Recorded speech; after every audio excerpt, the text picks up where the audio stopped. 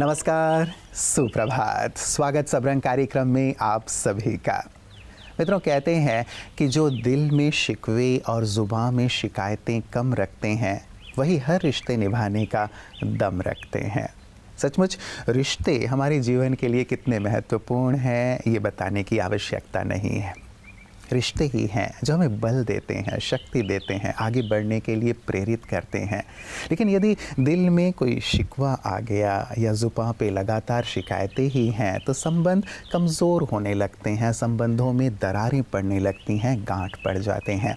इसलिए मित्रों, शिकवे शिकायतें एक तरफ रखते हुए हम अपने आप को धन्यवाद के भाव से भरें। धन्यवाद किया करें, शुक्रिया अदा किया करें, अप्रिशिएट किया करें एक दूसरे को, तो संबंध बहुत मधुर हो जाएंगे, श्रेष्ठ हो जाएंगे। तो आइए मधुर संबंधों की कामना के साथ और इसे लगातार बनाए रखने के संकल्प के साथ चलते हैं आज के सुवाक्य की ओर। जिसके पास जितना कम ज्ञान होगा वो अपने ज्ञान के प्रति उतना ही जिद्दी होगा। जब हमारे पास कम व अधूरा ज्ञान होता है तो हम अपने ही मत और धारणाओं को ही सच मान बैठते हैं, अपने ही विचारों को स्थापित करने के लिए जिद करने लग पड़ते हैं।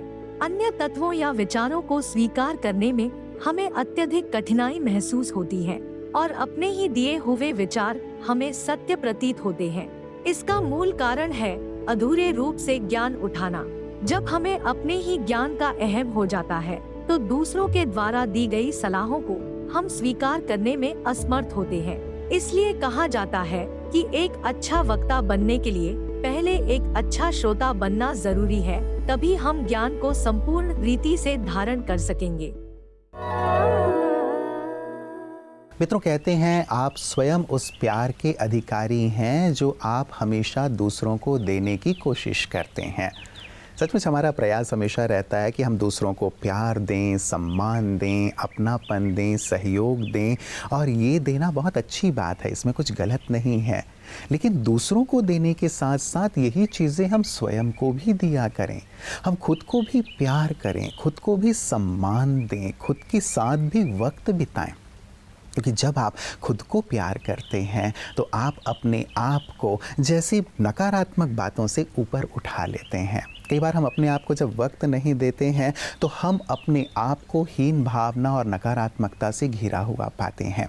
इसीलिए मित्रों, अपने आप को स्वस्थ रखने के लिए तन और मन से बहुत ज़रूरी है कि हम खुद को भी प्यार करें, खुद को भी एक्सेप्ट करें हम जैसे हैं, खुद को भी सम्मान दें, खुद के प्रति सकारात्मक रहें और खुद को ही प्रेरित करें आगे बढ़ने के लिए। तो आप पाएंगे आप तन और मन से संपूर्ण स्वस्थ हैं और जीवन का आनंद ले रहे हैं। तो आइए इसी बात के साथ कि हम अपने आप को संपूर्ण स्वस्थ रखेंगे, खुशहाल रखेंगे, चलते हैं अपने अगले सेगमेंट की ओर।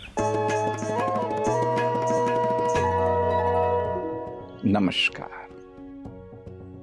यह बहुतों के मन में प्रश्न होता है कि हेल्थ को इम्पोर्टेंस क्यों दे, हेल्थ को प्रायोरिटी क्यों दे।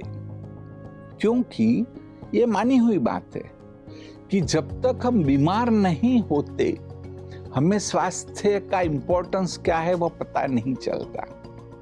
जब हम बीमार हो जाते हैं और जब आपको कहीं दर्द होने लगता है, आप दुखी होते हैं, समस्या आती है, जीवन की जो सिंपल सी चीजें भी है वो आप ठीक से नहीं कर पाते हैं, तब आपको अरे माय गॉड कि भाई ये बीमारी नहीं होती तो अच्छा होता।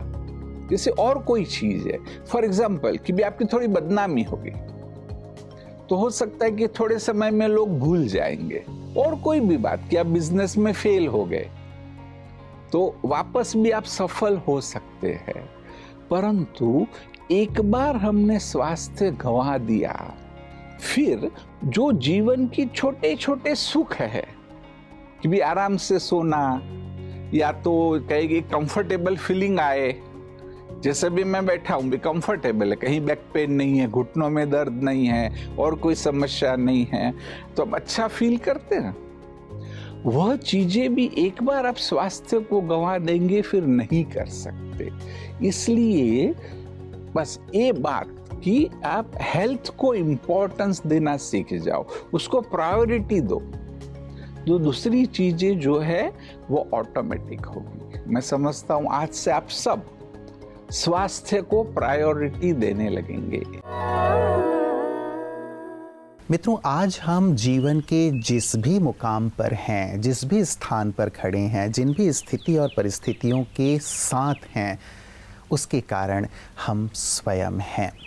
हमने पास्ट में जो किया है उसका परिणाम आज हमारे साथ है, और आज हम जो करेंगे उसका नतीजा हमें कल प्राप्त होगा। इसीलिए बहुत महत्वपूर्ण सी बात है कि आज की स्थिति परिस्थितियों के लिए रोना ना रोएं, लेकिन ऐसे श्रेष्ठ कर्म करें जिससे कि हमारा आने वाला कल श्रेष्ठ हो जाए। अनेक एग्जाम्पल हैं, इतिहास में भरे हुए हैं, जिन्होंने अपने आप को पूरी तरह से बदला, अपनी स्थिति परिस्थितियों को पूरी तरह से परिवर्तित किया अपने परिश्रम से, अपने पुरुषार्थ से। बहुत प्यारी सी बात किसी ने कही कि यदि आप गरीब पैदा हुए हैं तो इसमें आपका कोई दोष नहीं है, लेकिन यदि आप गरीब मरते हैं तो इसमें आपका दोष ज़रूर है। केवल गरीबी की बात नहीं है मित्रों, लेकिन स्थिति परिस्थितियों को बदलने की क्षमता आपके अंदर है। उस क्षमता का इस्तेमाल ज़रूर करें, जैसे कि हमारे विशिष्ट जन करते हैं, और उन्हीं के अनुभव हम प्रतिदिन सुनते हैं, प्रेरित होते हैं। आइए देखें विशिष्ट की बातें विशेष में आज अपने खास अनुभव के साथ कौन से मेहमान हैं। Most welcome to Swami Shivanand Maharaj Ji, veteran yoga guru of India and a cultural pilot. Welcome to the show. Swami Ji, you are 126 years of age and everyone in the world want to live a long life. So let me start with that. To all those aspirants who want to lead a happy and long life, what advice would you give? Lead a well-regulated and well-disciplined life to maintain good health and long life. And practice of yoga every day, at least for half an hour, particularly Sarvangasana, Pavanmuktasana, and Ardha Chandrasana, and freehand exercise, at least for half an hour. What I practice nowadays. Maharaj, we know that you don't speak much. You demonstrate. You would like to give your message as a demonstration, not just by lecturing of what to do and what not to do. So that also is one of the reason of your longevity, right? Unprofitable talk, harmful body and mind. So at Benares, I talk only few words. That's why I am happy. So people should talk minimum words, maximum product. And another reason I think will be you don't get angry with people, you don't get angry with yourselves, you don't get angry with the system. You do what is possible for you to do and you lead a happy life, right? So people nowadays are angry with the system, with themselves, with whatever is happening in their life. So how does anger reduce your longevity? Anger-free life is my inborn quality.